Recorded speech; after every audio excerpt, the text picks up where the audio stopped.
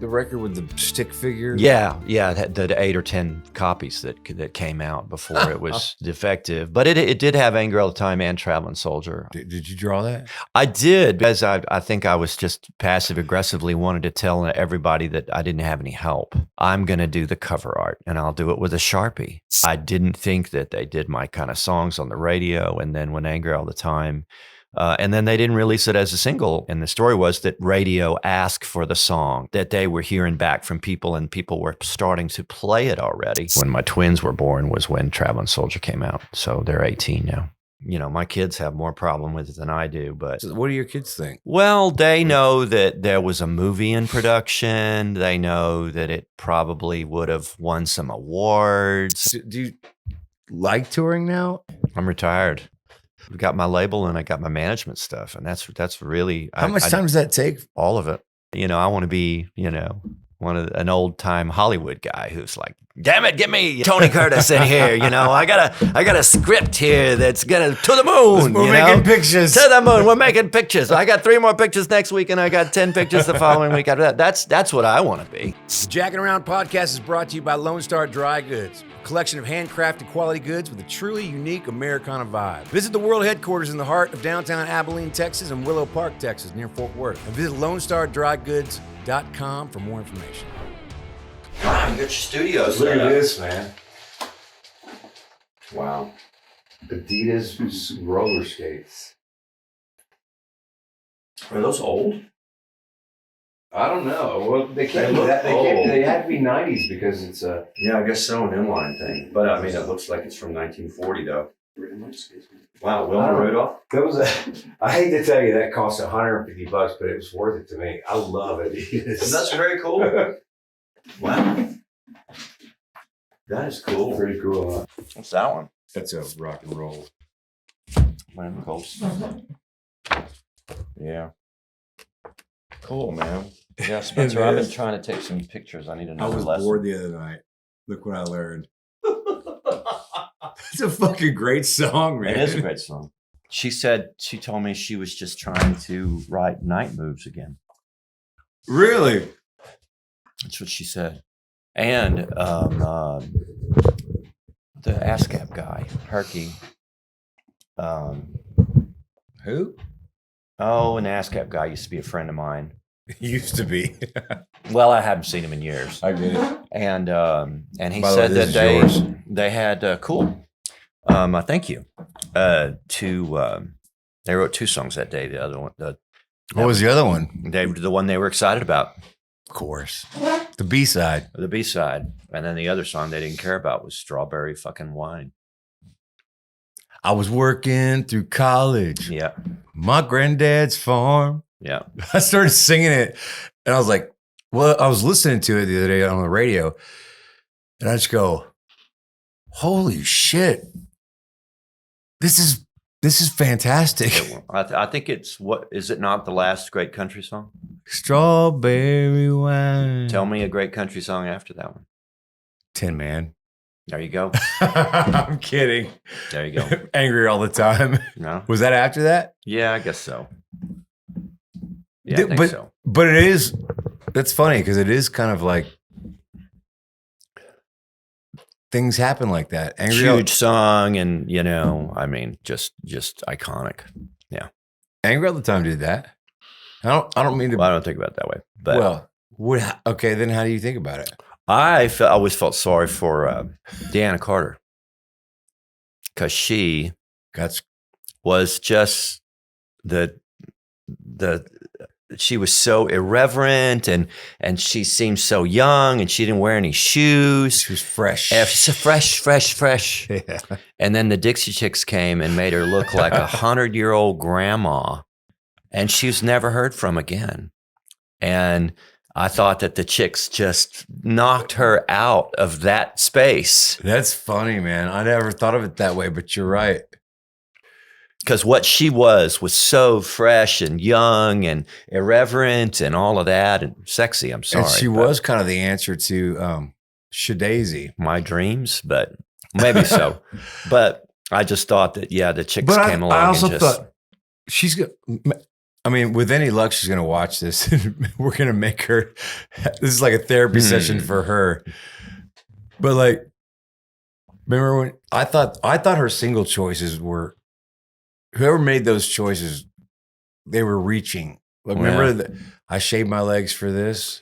Yeah. After Strawberry Wine, it's like you kind of had a really serious song that maybe you didn't know was serious. Right. Yeah. And then you come back with a what do you call those? Like a novelty kind of thing. Yeah. Yeah, it's a moment in time, I guess, huh? That is what it is. I saw her in San Jose a couple of years ago, and I said fuck or something, and she goes, "You got to put a quarter in the swear jar." I thought that was cute. Dina Carter. Yeah, she seems like the real deal. I mean, she's a road dog. Yeah. She was fun. Yeah, and her dad's like a old timey player or something like that, right? Yeah. Yeah. Hey, so how are you? Good. Yeah, I'm good. We didn't give you time to settle in. We just walked in and So I got pecans. I got pecans, spice pecans. Oh wow, I made them. Holy shit! Who's that? There you are. All right. There we are. Okay. We're 30. Yeah. How old were you when you made your first record? I don't know. 28? I don't know. I could be 41. I could be. No, when you made your first. I don't know. I don't know dates like that. I don't. You don't? It was the early 90s, whatever that would mean. I don't know. No idea. 66 plus 9. 60, 76, 80. Carry the 4. 32. 80. 90 would have been 4. You were late 20s. Okay. I believe it. And you've never really told me, like, we've been friends since then. 98, 97, 96. Yep. And I've always, well, you know, I'm a huge fan of you and Thank your you, songwriting. Jack. Never get tired of hearing that. Good. I hope you don't, because it's going to be for a while if I last. But that's funny, man. Like, so your brother let me in. He didn't mean to, because I've always been enamored with your songwriting and your brother's. And he said, "Yeah, man, I wrote that record in a week." And I was like, "How?" Well, I read a bunch of. By the way, that takes us back to 0. Mm-hmm. You know that, right? No. That's bad luck. I know. That's why I did it. But he said he read stories about his family. Right. That's better. That's better. Charlie probably did write it in real fast. He probably did. It wasn't to me. It wasn't about real fast. It was about the fact that he found some book of y'all's or something and took stories and basically did Copperhead Road. Are you looking at your phone? Well, I didn't turn it off. We did this so fast, so I was just turning it off. Charlie did Copperhead Road. I didn't tell you that when. No, I was late. I'm sorry. It's okay. I've never seen this look on your face. Yeah. What's up? Man, are you good? I'm good. I'm real good. I'll put my phone up too. Well, there you go. We call it phone stack at my house. Oh, okay. Phone stack. Okay. So, yeah. Did you have written material, or are all those songs from your? Let's just talk about your first record. Yeah, that was weird though. We both. It was such a big deal back then to make a record and get a record deal, and we didn't. And then there was a local guy who was that dude? I don't want to give him any more pub. Okay, so bad guy. Bad experience. Well, and now it's been long enough, but yeah. So he said he was going to pay for Charlie to make a record, and then he would for me too, and we did them at the same time. And then they came out at the same time, which was just my nightmare. And how old is Charlie? Older than you? 21 months. Yeah. And so, and then they came out, and then the CDs were defective. And so then they were unavailable for a year and a half. No. Yeah.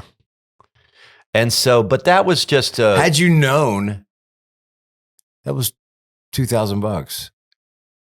Well, which at the time, which was $1 million bucks back then. Yeah. Yeah. There was not that option, and I didn't know anything about putting out music and all that. So yeah, that was definitely not an option. And even though that was barely a step up, but I didn't understand it at the time. We were both, just starting out and had no money and no options. So there was that. But then I did the same thing. Then I raised a little money. Actually, a friend, a wonderful guy named Mark Todd, who probably may still be an artist at Texas State, Southwest back then. And he started coming to see me play and said, "Man, why don't you make a record?" And he said, "I'll loan you the money to do it." And that was how I made Wrapped, which I really count as my first record. So the one with the record with the stick figure? Yes, that was the other one. That's the first one. That was really somehow I got that. Yeah, the 8 or 10 copies that came out before it was defective. But it did have Anger All the Time and Traveling Soldier, I think, on that. Wow, I think. That's funny, man. So that Yes, record never was really released. No, I should find it. I didn't. have it somewhere. Yeah. That little stick figure. Did you draw that? I did, because I think I was just passive aggressively wanted to tell everybody that I didn't have any help. And so since we were just throwing this thing out and we didn't have any money, I said, I'm going to do the cover art, and I'll do it with a Sharpie. And so that was the idea.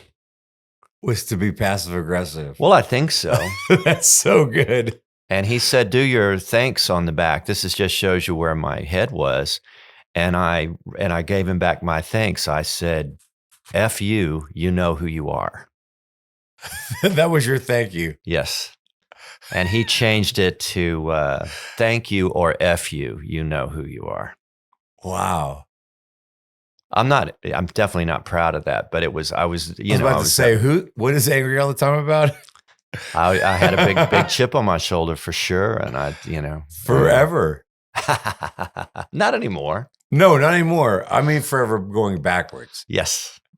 When did you get the chip off your shoulder? Oh, I don't know. It was wonderful having hit songs. That changed. That really. Yeah, that kind of set you. I started having kids, and I had a hit song. I never thought I was going to have a hit song. My kind of songs were not on the radio, and I had this plan to just have songs on as album cuts, and I was doing that already. Leanne did one of my songs, and a few more people had cut them. Kelly cut them, you cut them, Charlie cut them, and I was just going to try and build up a little catalog, just being a good song way down on track 9, track 10. Yep. Yeah. That's what John Randall calls himself. Is that 10, right? Track 10. Oh, that's funny. He either calls himself track 10 or the fuzzy guy over the shoulder of the star on the right. There you go. And so you got to know your spot, I guess. But that was I was way into it. I was really happy to call myself a songwriter. I didn't think that they did my kind of songs on the radio. And then when Anger All the Time, and then they didn't release it as a single. And the story was that radio asked for the song after the first cut, that they were hearing back from people, and people were starting to play it already. So it kind of forced them to release that as a single. That's what I think is a lost art, is that it's patience. Right. And it's like a real hit comes from that. Well, I'd love to think so. Why don't you play this? Right.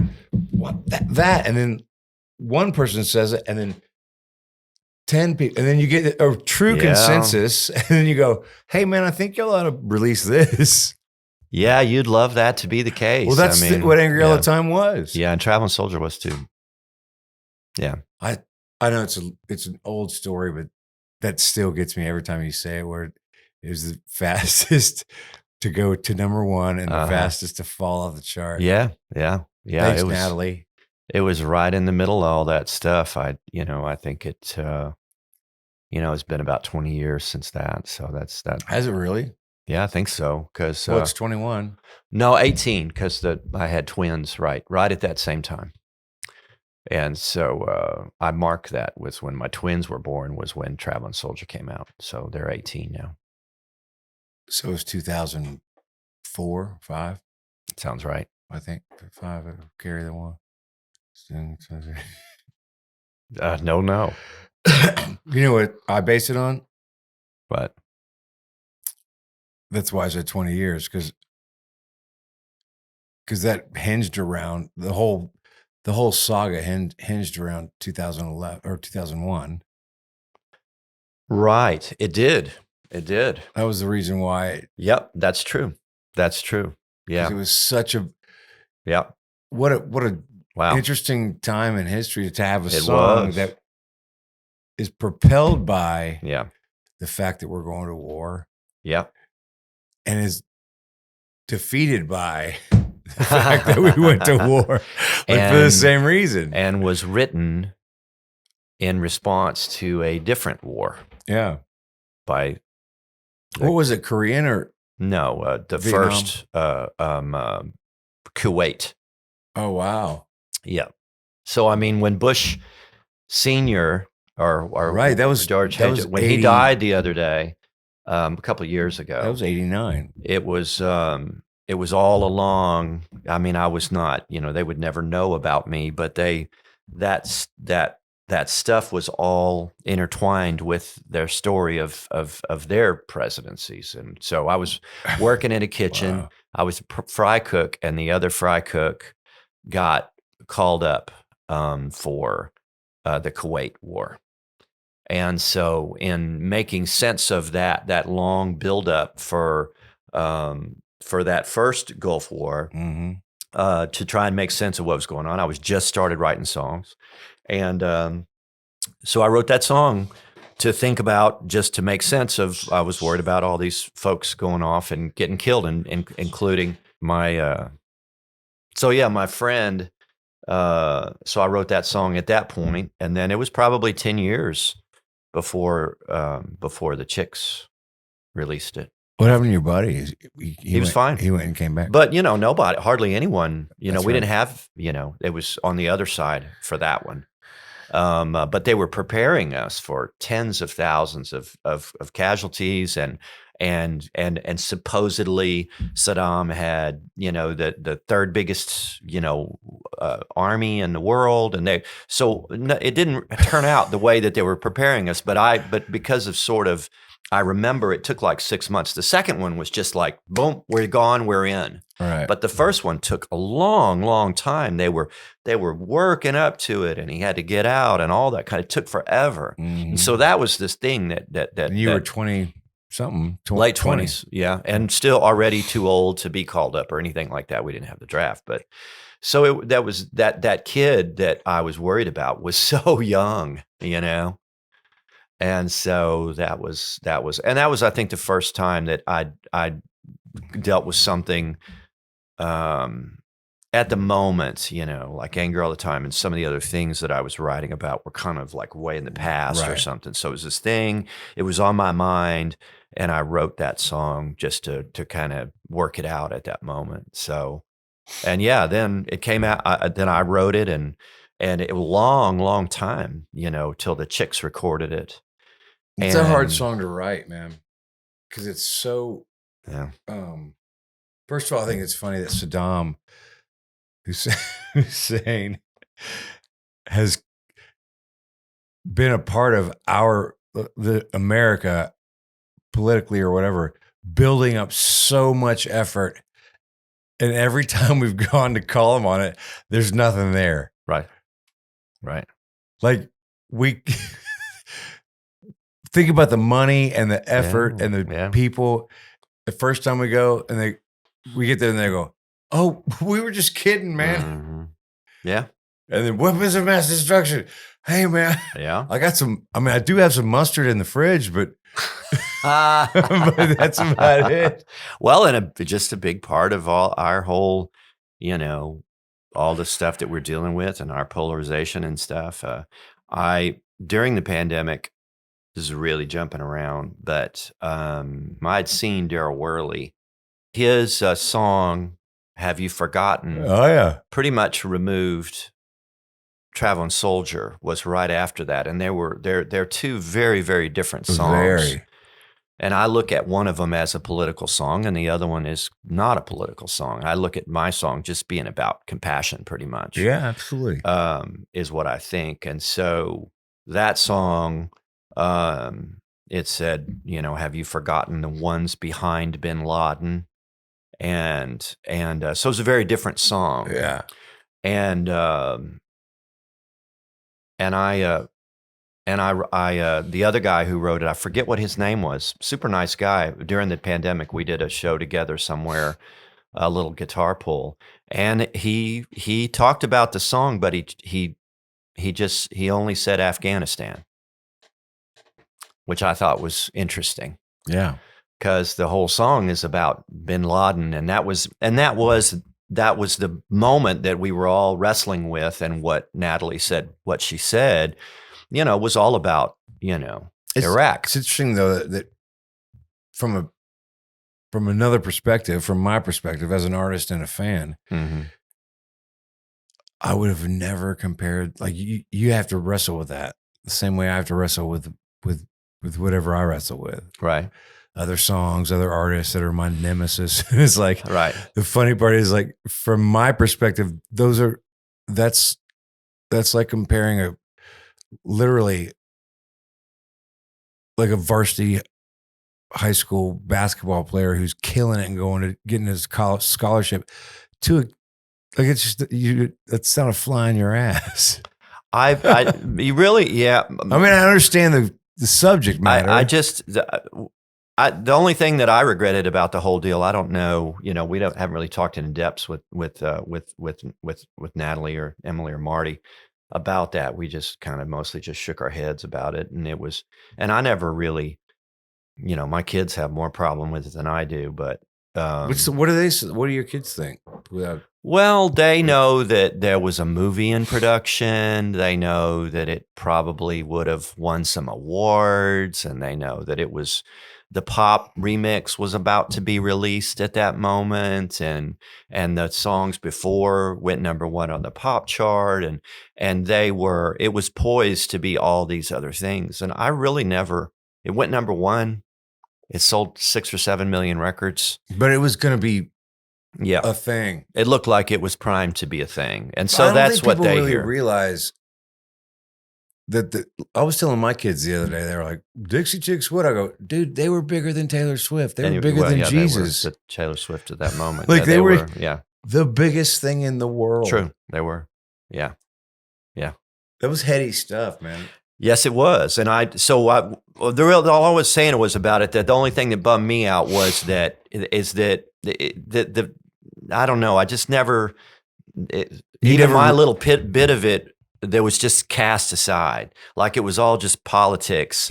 And their song, I wish somebody would have cared about what their song said. Mm-hmm. And nobody even talked about that. It was all politics and this and let's burn them and whatever it is. And it was, and everybody, people were supposedly, putting pressure on the radio stations and all that. And so all through that, I was very, very proud of my little part in what that song said.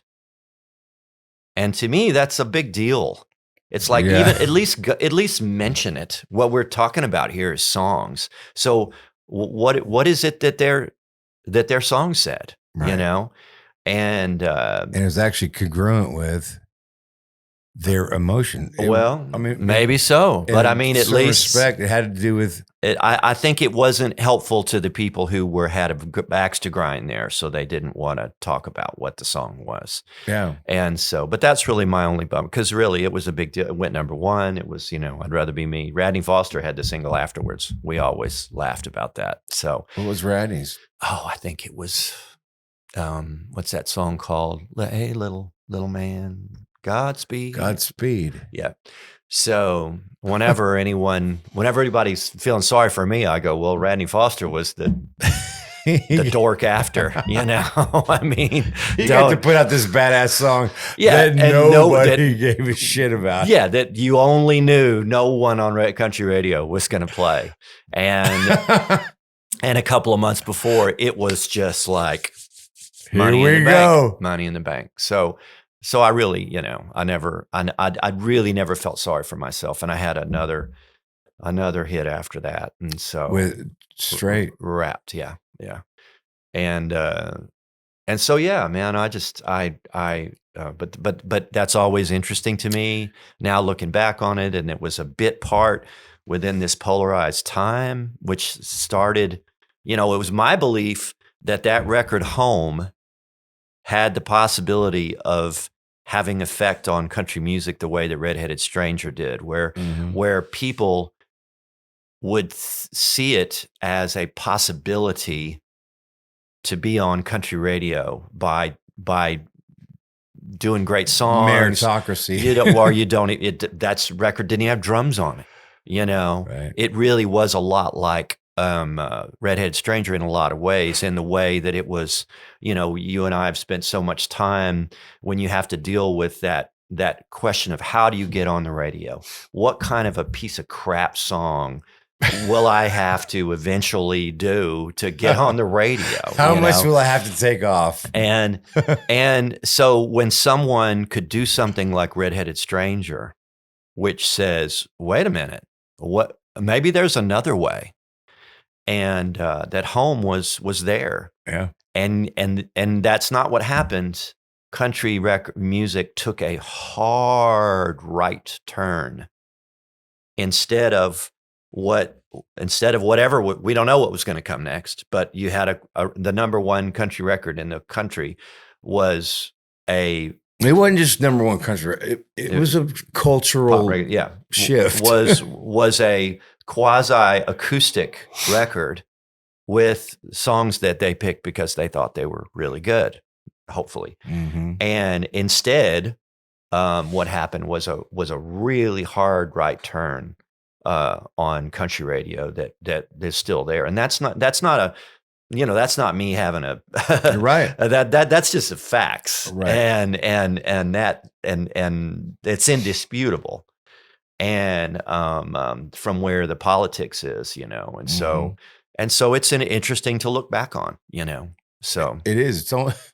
It's funny, man. The way you frame that or couch that feels like something Malcolm Gladwell ought to cover. It's part of our culture. I believe that. That's what The Next Waltz is that the songwriters that had such an effect on me, whether it was, Rodney Crowell or Willie Nelson or Neil Young, just all of these people, I really feel like it's the high art of our time. I think that in 200 years, they'll look at Townes Van Zandt and Guy Clark and those things just for this moment, the way that they do some other folks from 200 years ago. That's right. That's what I think so you're mentioning the people who think of it like from an anthropological, whatever it is. Yeah, right. I believe that, that the art is different every generation.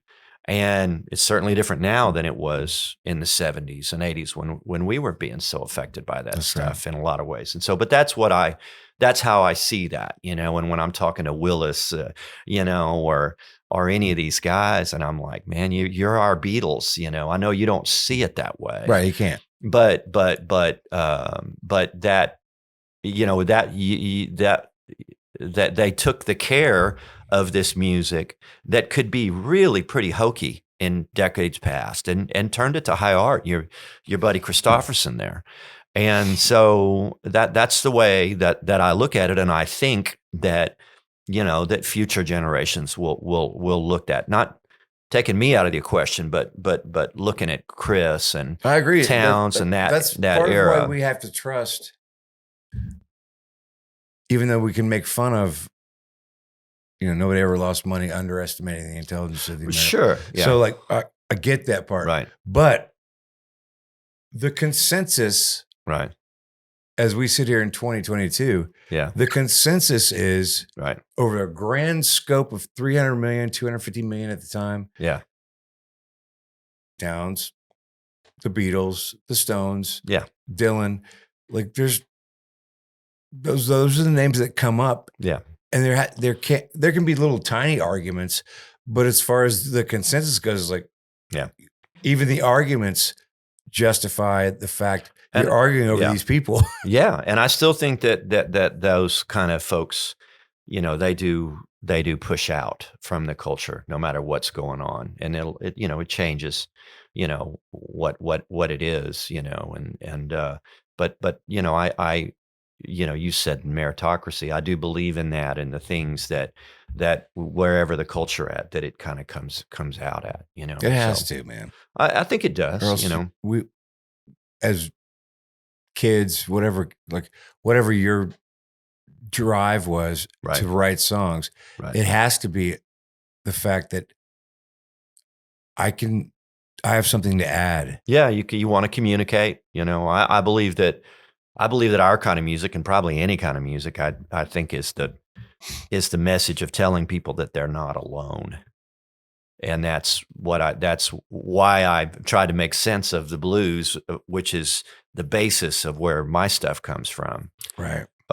It's like, you know, and when I've been so out of step with the culture, and it's like, you know, even I don't want to play all these sad songs now. After the pandemic, man, I want my show to be a little more fun. You know, I get it. Those shows that we did, me, you, and Charlie, I was just looking forward to Charlie's songs. You know, it's like, let's have a little fun up here, man. Yeah, man. I mean, really? Angry all the time, traveling soldier. There's thousands of people out there. I rarely get to play for thousands of people, and they're like, "Okay, there's Bruce," you know, and I'm like, 2 days, you know. All the girls are just out there like, I remember that look from high school, you know. That's funny. It's fun. Funny because But I've played shows with you, and you really do look at your songs that way, and I get it. well, you know, I get it. I know you do, But and you know, you also know what else I get, which is like, No. dude, they're fucking great. Just play them. I do. I'm overstating it, but Yeah. but it's just that it's a little now.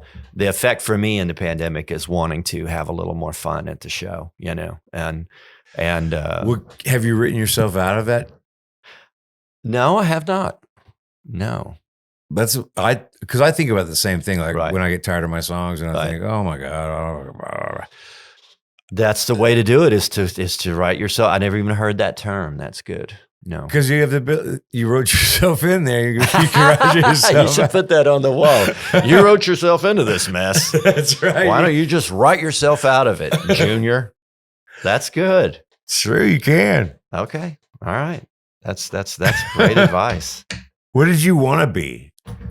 Like I when had you no- got out of high school? Yeah, did see, you- that's a weird thing. I had no plans at all. I was so happy about, you know,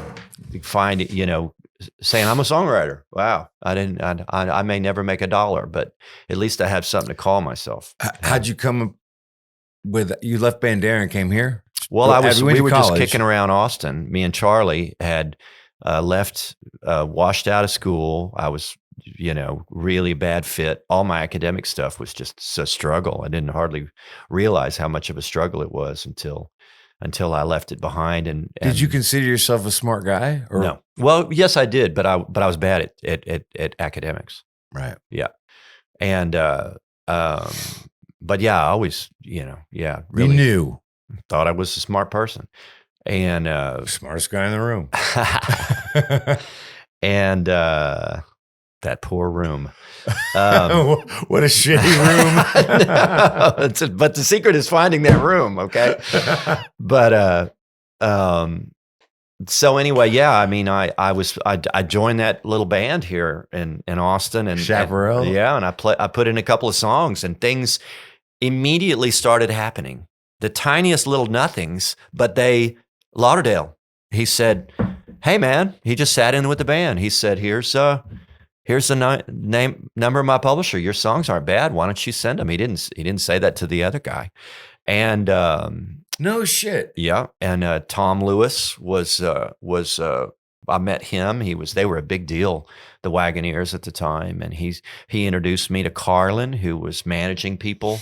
She had managed like Lone Justice and these other folks. And so, there I was going in there with my guitar, and I blew my mind. Do you remember what songs you were playing for him?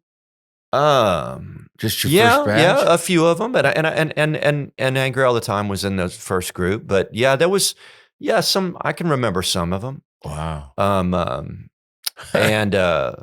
But so Carlin, right there. I mean, it felt like it was a matter of weeks, and she said, so Lauderdale introduced me to Frank, and Frank sent me a plane ticket.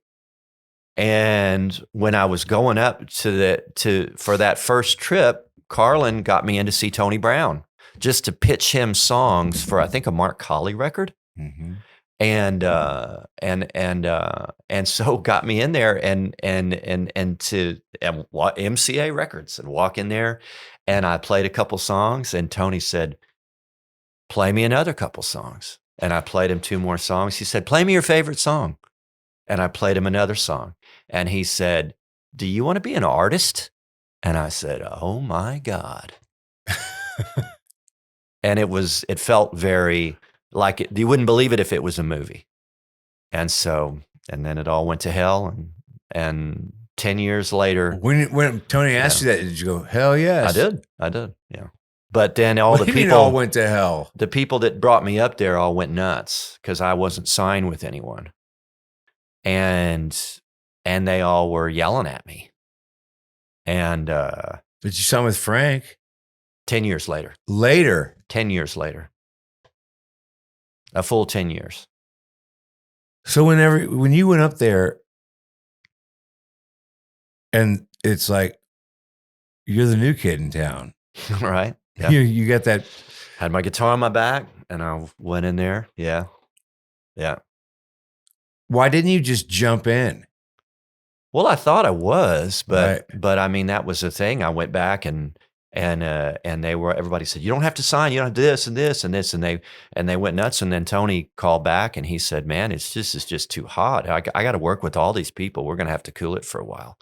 Wow. And so we were going to go do some demos and all that. And he just said, can't do it. So it just went to nothing. And then Frank never gave up. And and that was when I started that 10 years of just coming up, writing and sleeping on Frank's couch and looking for a publishing deal and never could get one. So I jumped in. You both jumped feet. in. Yeah. And I worked as hard as anybody that I know of at that part, going up there. This is when we started to be friends, like late 90s. And then just hanging out, going to Nashville. I mean, Frank would call and he's like, "Man, you haven't been up here for a while. We don't even know. Just come up, and we'll make you a couple of appointments." And so I think he started Carnival just out of desperation. They had nothing. They didn't have anything. And they signed me and started the company and got a little office. Wow. And I remember the little office, a little basement office. thing. Right there with Travis. And Frank was still working a different place. He couldn't really be involved in it. And they signed me. He was still working at Decca. Yep. Right? Yeah, with you, right? Well. Yeah.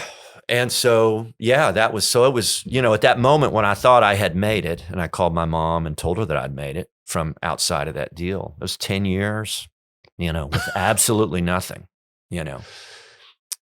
So, but I tell that because I like that as a showbiz story. And whenever I go talk to folks and I always know that people are always asking me how to be a songwriter. And I'm like, well, you don't want to know, Yeah. You want something different than my story, But that story is. Because my story is like, sleep on couches for 10 years. But that's also, we were talking about the consensus about how things change, like what things last. And it's like your story is unique to you. Right.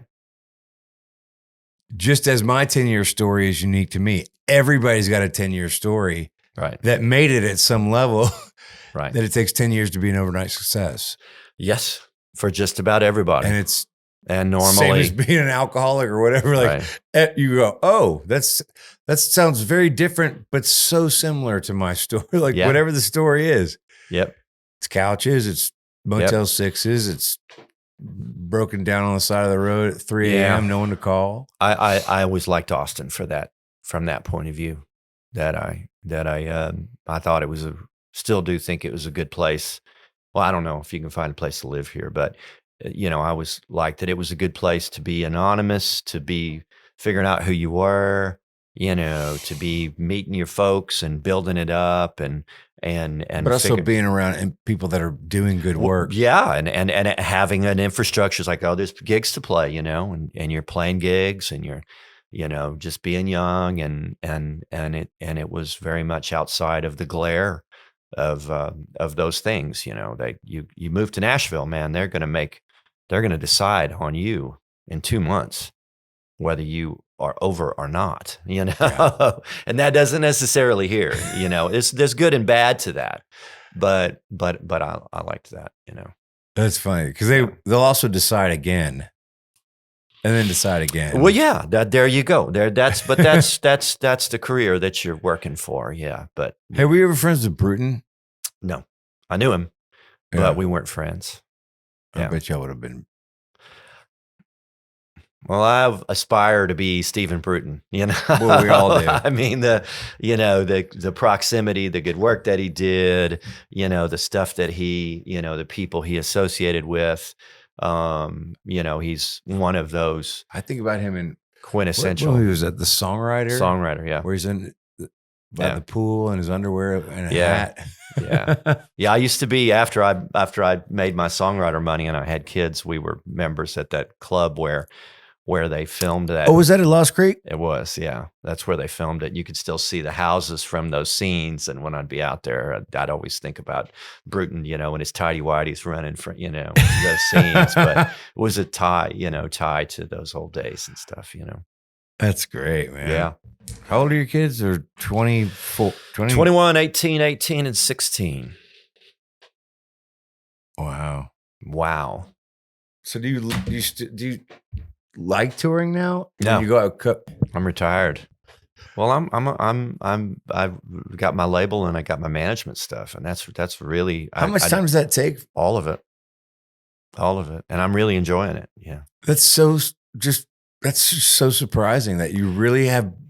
It's not surprising at all. I have so many people that I can point to that I aspire to that had 1 or 2 hits or something like that, and then changed their whole career to do something else, And whenever they did what I did, which is to see, it's like, well, I'm never going to be a big deal artist, And so what? Okay, I'm not going to argue with it. Because I'm completely on board with all of what you're doing. I appreciate that, Jack. I really am. Okay. But who are you talking about? Because that are these people? Is it like what's his name? Wright? Like a guy like Menor Williams, who wrote like "Give Me the Beat, Boys, the Free My Soul," and then he was a real successful producer and did all kinds of other things. I think he was a label head for a little while. All the guys in Nashville are people that started. A lot of them had you had Sugar Shack, and then you get in there. Or who's the guy? Fred Savage. Mm-hmm. He was in Wonder Years, right? Mm-hmm. He directs like Always Sunny, and he directs these other things. And I don't know why, but I suppose he decided there was something else that he might want to do. And so I see it all the time. And that, I don't know how it felt for them, but now this taking on this new challenge feels very similar to that time of sleeping on couches and stuff. Mm-hmm. It really feels, it feels way closer to that than the 10 years that I spent after I was having hits. Yeah. And just failing miserably at everything that Nashville wanted me to do. And feeling like a whore, man. Right. I mean, I hated it, but I tried it. It wasn't like I said, no, I'm not going to. I was like, I tried it for 10 years. I get it. And I'm like, man, we're not going to get these songs cut by any of these people on the radio. No way. And so So you feel like it sounds like, because the journey is always, I mean, I hate to be like Oprah Winfrey, but the journey is the thing. Sure. You sleeping on couches and Sure. and doing all that. Yep. That was exciting. Yep. So Yeah. what I'm hearing you say is that taking Charlie Crockett on and doing the next what, like, yeah, if you look at our stuff, the singles that we've done, and there's a fair amount of them, man. Times Like These is one of them. You look at some of those. We've had some that I think I'm really proud of. Mhm. You know, honestly, I'm almost as proud of a lot of those as I am to those 4 songs that did well for me, because it's similar. There's a lot of people involved. There's a lot of work over time. There's a lot of songs that fail, that didn't, and then you had those that had a little magic on them.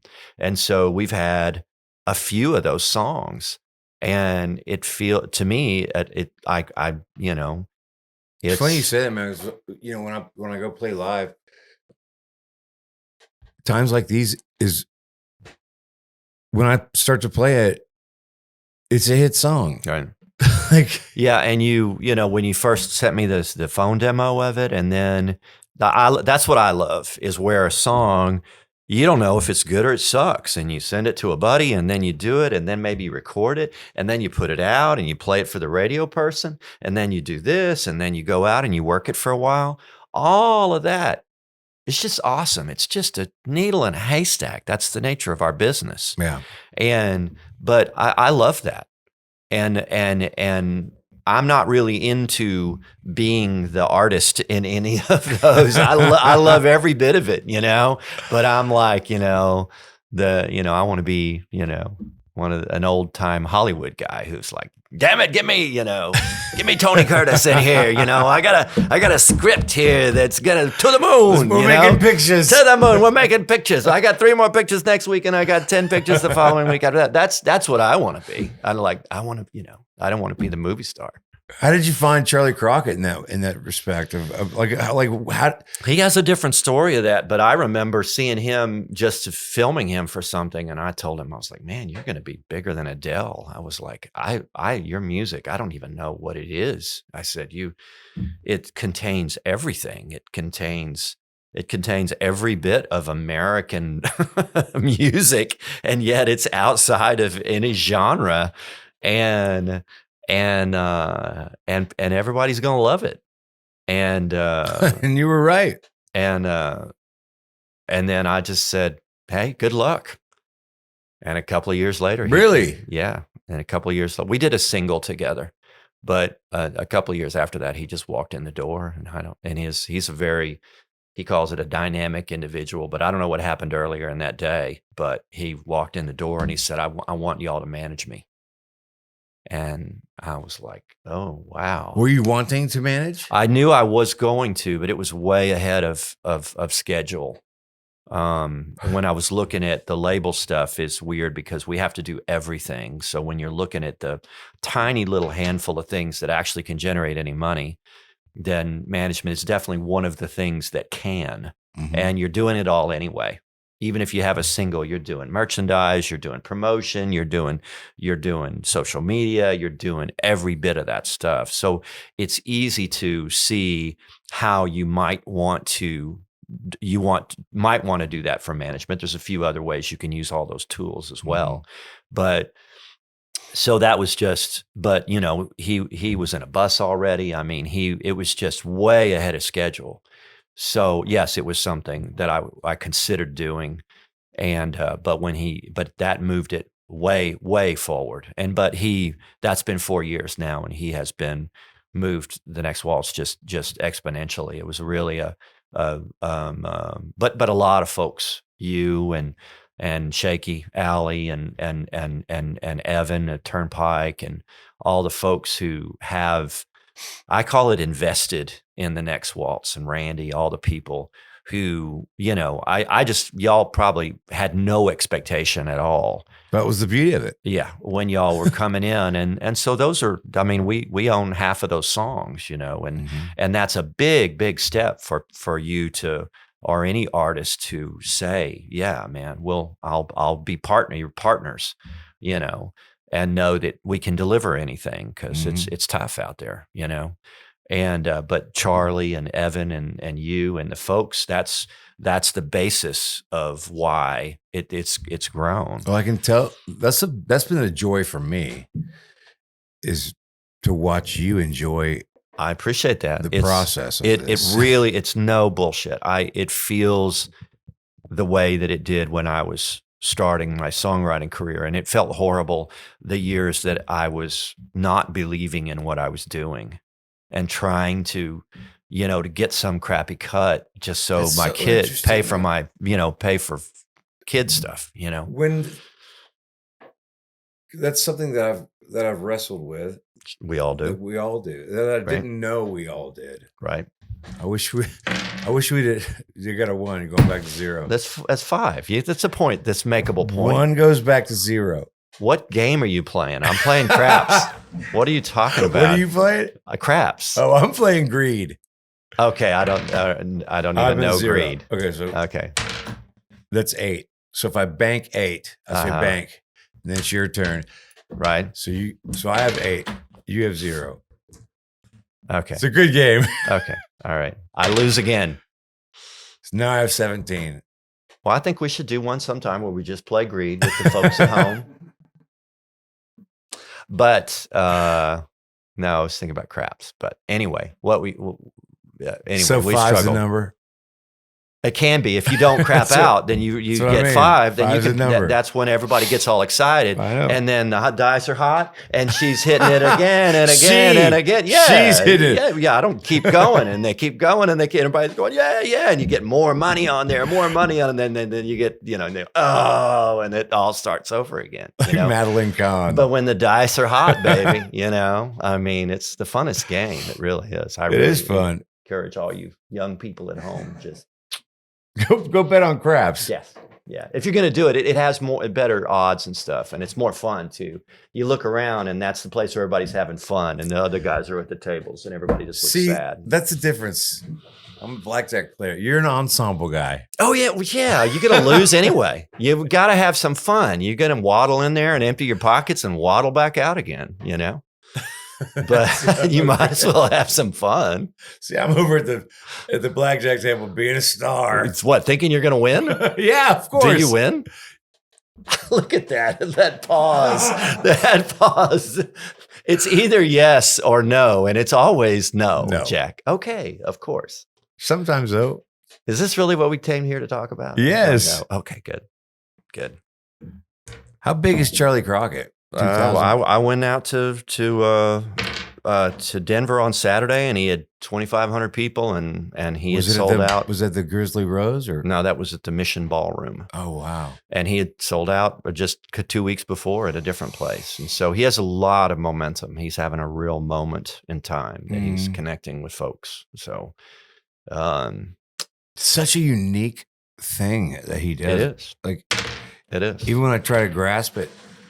Because I hear it on Outlaw Country all the time.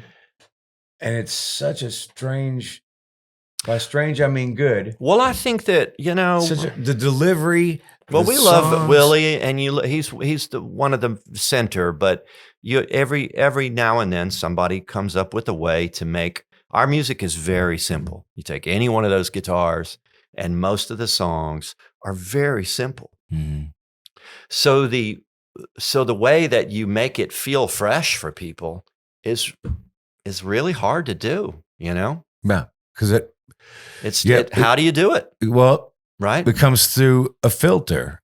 Yeah. And his filter has a lot of influences in it. And everybody else, you know, Willie put the jazz thing in, and then he put the hippie thing in, and he came up with something new, and that's what people do, you know? And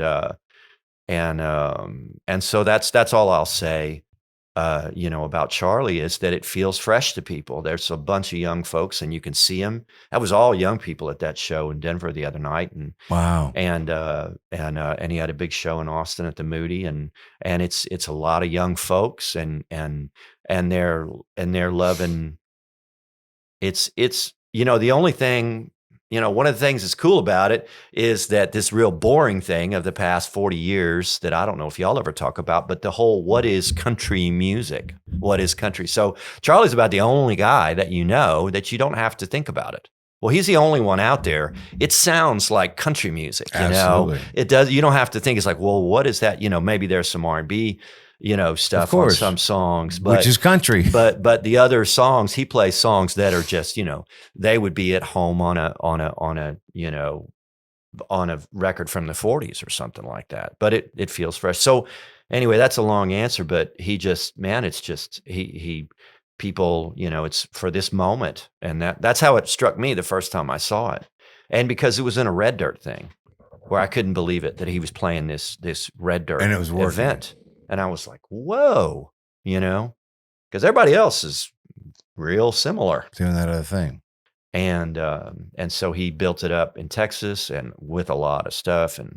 And so it's just, you know, but I just think you never know, for good or for bad, you know, all of us who have been doing this a long time, you just, man, I call it the X factor, you know, it's like whether you are connecting with the people Right. or not. And I never did, man.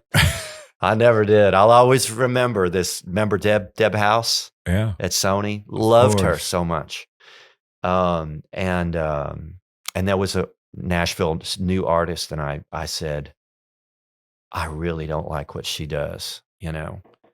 And Deb just didn't look up from her reading. We were headed to a photo shoot for me. And she said, the consumer loves her, you know. They had done all the testing and stuff. And all I could think of was the consumer hates Bruce Robison, you know. And over 50 years, the consumer hates Bruce Robison. Now there's a consensus. There's a total consensus. There's 6,000 people who disagree, but the consumer hates Bruce Robison. Well, at least not in the With a freaking purple no man's passion. land. Yeah, that's what the songwriting stuff was my entree into it. But you know, never got the buckle. Never got the buckle. Yeah, but you know, do I look sad about it? I cry at home. The funny when I'm thing is, not man, home. you know what's funny to me is you found something else to wake up for and do something. You got to. I'm 55 years old. Yeah. I love you, man. Thanks for hanging out. I love you, Jack. All right, that was fun. Hold on. What? You don't get to say I love you and then do that look. Look at me. Thank you for loving me. I love you, Jack. I love you so much, Jack. Oh, Jesus Christ. Bruce Robison, everybody. That was fun. Good.